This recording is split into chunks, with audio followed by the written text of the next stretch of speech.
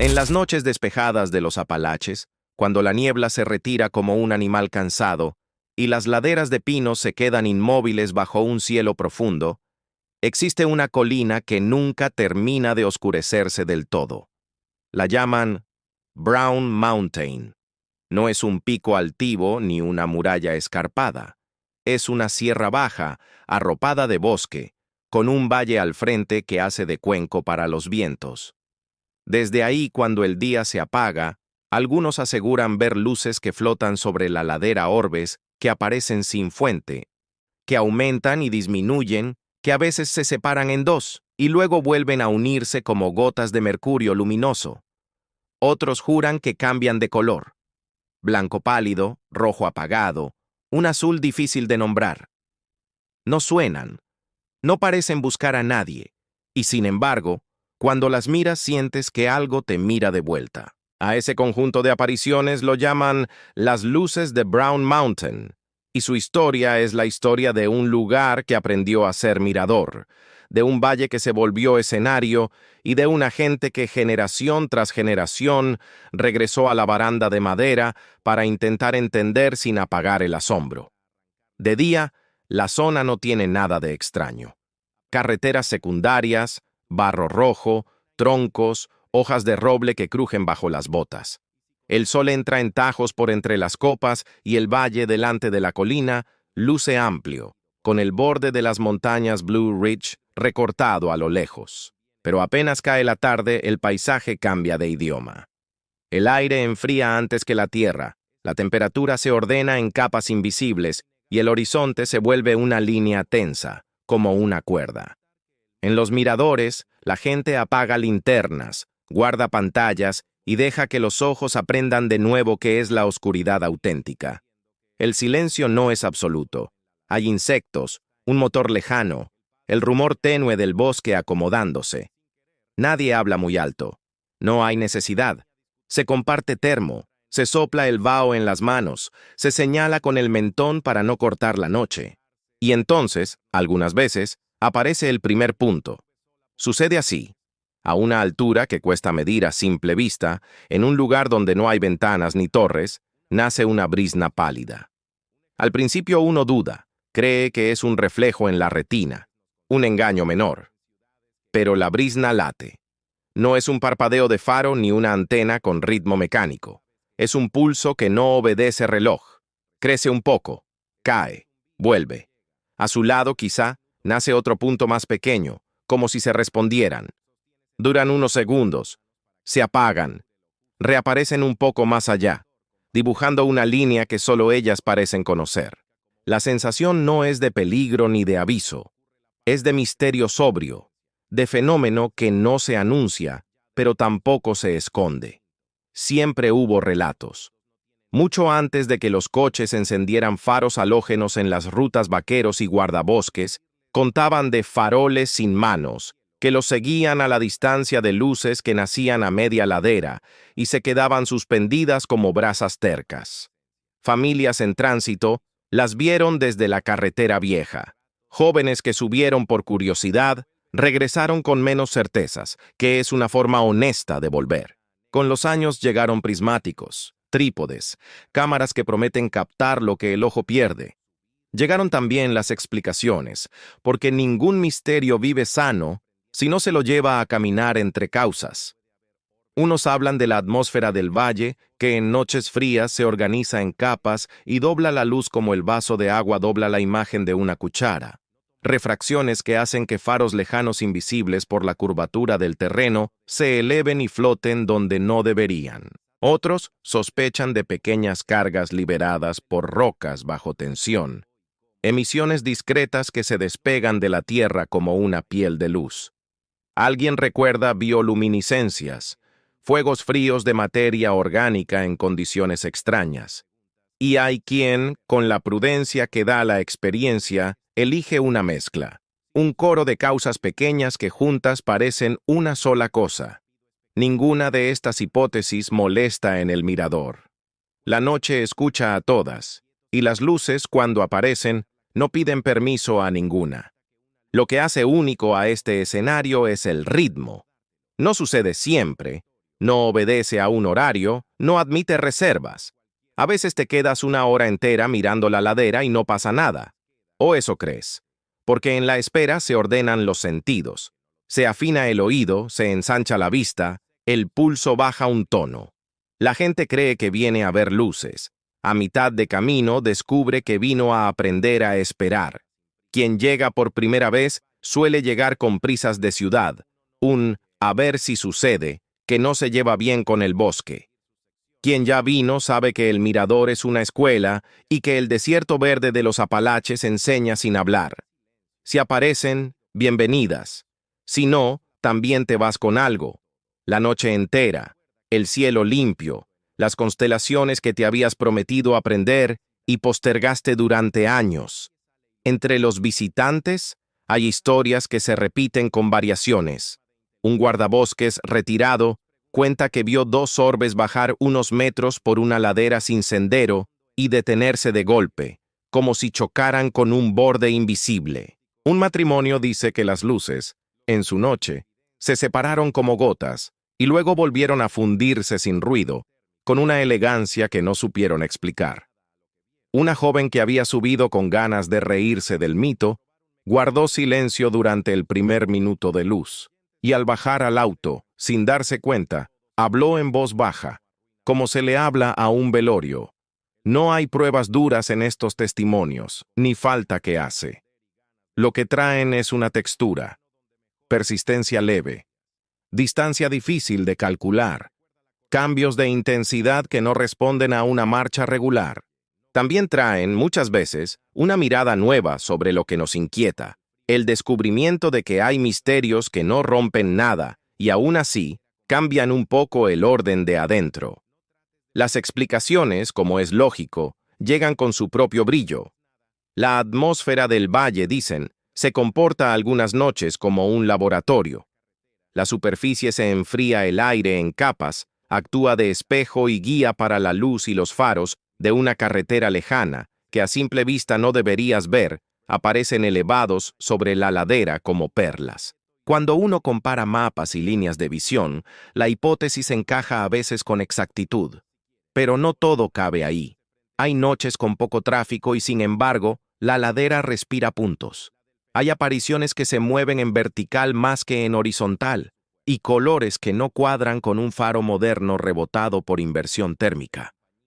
Hay registros anteriores a las luces de ruta, y hay secuencias en las que el comportamiento parece más orgánico que mecánico. El que observa sin ansiedad termina aceptando que quizá el fenómeno no sea uno, sino varios, y que en Brown Mountain la palabra luces funciona como sombrilla para un repertorio de eventos que comparten escenario y asombro. No todo se reduce a la óptica. El lugar trae consigo una ética. No invadir, no gritar, no encender hogueras, no dejar basura. No confundir el mirador con una platea en la que te deben espectáculo, ni la ladera con un decorado al que puedes subir. De tanto repetirse, esas reglas pequeñas se convirtieron en liturgia. Y como toda liturgia, organizan lo que sentimos. Quien se burla en voz alta se calla solo al cabo de un rato. Quien pretendía sacar 10 fotos por minuto, aprende a guardar el teléfono para no robarse a sí mismo el momento. Quien vino con la urgencia de ver ya, descubre la comodidad rara de no controlar. El borde de madera de la baranda, frío bajo las manos, ayuda. Es un ancla simple que te recuerda que estás mirando juntos con otros y que ese juntos también es parte del fenómeno. Hay noches contadas por quienes se quedaron más allá de la medianoche. El aire muerde, el vaho sale como humo lento, las conversaciones se reducen a frases mínimas. En una de esas noches, alguien vio una luz blanca formarse a mitad de ladera, apagarse de golpe y reaparecer 15 metros más arriba, como siguiendo una escalera invisible. Duró lo suficiente como para que todos en el mirador la vieran sin dudas. No hubo aplausos. Hubo respiraciones que recuperaron ritmo como si acabaran de cruzar un río. En otra, la luz fue roja, no de sirena ni de semáforo, un rojo de brasa, de carbón confiado, que osciló 1 centímetro en un eje que nadie pudo definir y se quedó ahí, tranquilo, hasta que decidió terminar. Esa aparente decisión desconcierta porque no cuadra con la idea de un reflejo pasivo. Uno puede conocer de memoria la teoría de la inversión térmica y aún así sentir que lo que vio tenía voluntad. Luego, de regreso en casa, la mente recompone. Recuerda que el cerebro busca patrones, que asigna intención al movimiento y que la emoción suele llegar antes que la explicación. La razón no cancela lo vivido, lo acomoda. No faltan los viejos del lugar que ponen la historia en perspectiva. Dicen que antes de las plataformas de observación, las familias de la zona ya tenían rincones favoritos para mirar, que los abuelos hablaban de ojos de la montaña, con naturalidad, y que ningún relato traía amenazas. Las luces no espantaban ganado, no anunciaban desgracias, no abrían portales. Simplemente estaban, como están la niebla baja en otoño o los grillos en verano. Con el tiempo, los forasteros trajeron otras lecturas, espíritus, señales, presencias. La colina, mientras tanto, siguió su rutina. Ni benéfica ni maligna, solo peculiar. Lo más hermoso del fenómeno, quizá, es la manera en que obliga a conversar sin gritar.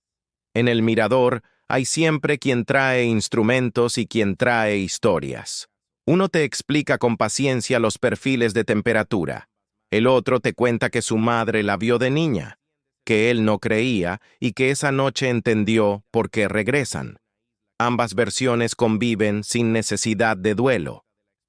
Uno aprende que entender y asombrarse no son verbos enemigos.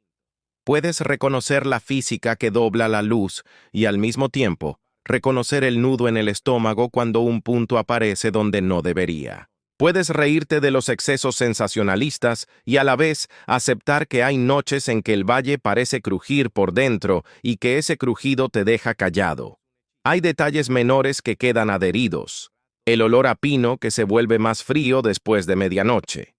La forma en que la baranda de madera devuelve un poco de humedad a la palma. La sombra de la propia gente proyectada hacia atrás, muy leve, cuando alguien enciende el termo con una luz mínima. El relieve oscuro de la ladera que, una vez que viste una luz, ya no parece tan plano. Y claro, el camino de regreso. Esa sensación rara de haber participado en algo que no te pertenece pero te incluye, como si el valle te hubiera encontrado sitio entre quienes miran. No todo es asombro suave. Hay quienes llegan con actitud de reto, con ganas de provocar, de gritarle al paisaje para arrancarle una reacción. Su decepción es útil. Aprenden que el milagro no se manufactura. También hay noches en que aparece una hilera de autos a lo lejos, y si conoces el mapa, te das cuenta de que lo que ves son faros que suben una cuesta en un camino escondido por la topografía. Esos momentos sirven para recordar que no conviene donar a lo misterioso lo que explica lo simple. La honestidad con uno mismo es parte del pacto con el lugar. Ni negar por deporte, ni creer por costumbre. Aceptar que el mundo ofrece mecanismos y de vez en cuando deja margen para los bordes. De tanto escuchar historias, uno termina entendiendo que el fenómeno no está solo en la ladera, está en la gente. El padre que señala la constelación a su hijo y sin querer baja la voz. La pareja que venía discutiendo y encuentra en el silencio un descanso pactado. El grupo de amigos que aprende a demorarse sin revisar notificaciones. La señora que sube sola por tercera vez porque la noche aquí me ordena los pensamientos. Las luces son, al final, una práctica de atención, un ejercicio de cuidado, una cita con la paciencia que rara vez nos concedemos en ciudades que exigen resultados. Cuando aparece la última luz de tu noche, no sabes que es la última. La ves, respiras, esperas un bis que no llega y te quedas un minuto más por si acaso. Guardas la manta, sostienes el termo con ambas manos para que el calor dure lo justo, enciendes el motor con parsimonia. En el retrovisor el mirador se achica como una isla que se aleja. Y entonces ocurre la parte discreta de la experiencia. El paisaje cotidiano, ya de regreso, se ve distinto. Los faros de otros autos no tienen nada de misterioso, y sin embargo, los miras con un respeto nuevo. sin atribuirles más de lo que son. El cielo, incluso sobre la carretera, parece más grande. Los árboles de la banquina, menos decorado y más presencia. No es un hechizo, es la visión afinada por un rato de buen silencio. Quien vuelve a Brown Mountain por segunda vez, ya no busca una prueba ni una anécdota que arrase en la sobremesa. Busca repetir un rito, aparcar, subir, apoyar los codos en la madera, reconocer a la gente que también está aprendiendo a mirar, aceptar que esa noche puede haber orbes o no, y que ninguna de las dos cosas arruina el paseo. Si aparecen, no exigirles un comportamiento, sino no tomarlo como agravio. Hay lugares que te enseñan a estar. Este es uno de ellos. Tal vez por eso los relatos más sensatos sobre las luces no prometen nada. Se limitan a contar lo que se vio y cómo se sintió. No hay moralina, no hay veredicto. Hay una invitación. Deja que el mundo haga lo suyo. Algunas personas salen de allí con preguntas que no pensaban hacerse. No sobre extraterrestres ni maldiciones, sino sobre el propio modo de mirar. ¿Cuántas veces al día pido espectáculo? ¿Cuántas confundo prisa con importancia? ¿Cuándo fue la última vez que me quedé quieto sin poner música para acompañar la quietud? No hace falta que una luz en una ladera responda a eso, pero puede recordártelo. Ese recordatorio, repetido con suavidad, vale más que cualquier titular. En la memoria de quienes han ido muchas veces queda, curiosamente, el sonido, no de las luces, que no lo tienen, sino del conjunto, insectos a distintos ritmos, ramas que se estiran con el frío, un metal lejano que se contrae, una piedra que rueda sin prisa. La noche del valle tiene una orquesta que uno no oye en un primer viaje. Con el tiempo aprendes a distinguir sus secciones, y cuando aparece una luz, el oído ya está preparado para acompañarla con silencio. Ese silencio, compartido con desconocidos, es acaso la parte más humana de todo. Nos recuerda que seguir el mismo punto en el horizonte ordena a los grupos sin necesidad de palabras. Nadie sale iluminado como en un cuento. Se sale un poco más atento, que es una forma de inteligencia. Los niños preguntan si la montaña está viva y los adultos se sonríen, aunque en el fondo entienden la intuición. Algo allí parece decidir. Los escépticos, los de verdad, los que aman la evidencia y no el sarcasmo, se van contentos cuando la inversión térmica ofrece una explicación ordenada a lo que vieron. Y a veces igual regresan, porque comprobar un mecanismo en vivo también tiene su belleza. Los creyentes en lo extraño aceptan que hay noches en que todo se explica y que eso no arruina la magia, la cambia de nombre. El punto medio, ese suelo difícil donde conviven ganas de entender y ganas de asombrarse, es el terreno donde mejor crecen estas historias. Si algún día te toca ir, recuerda la cortesía mínima del mirador. No lances luces al valle, no grites, no quieras dominar la noche. Ajústate la chaqueta cuando el frío muerda. Presta atención a tu respiración, mira el borde de la ladera con paciencia. Si ves algo, no trates de poseerlo con 100 fotos. Déjalo ser.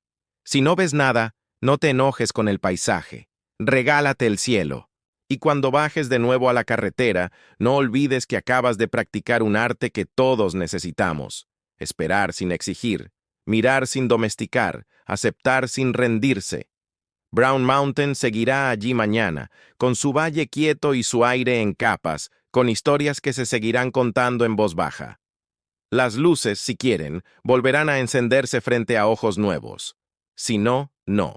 En esa libertad, la del fenómeno que no se vende ni se programa, reside su fuerza.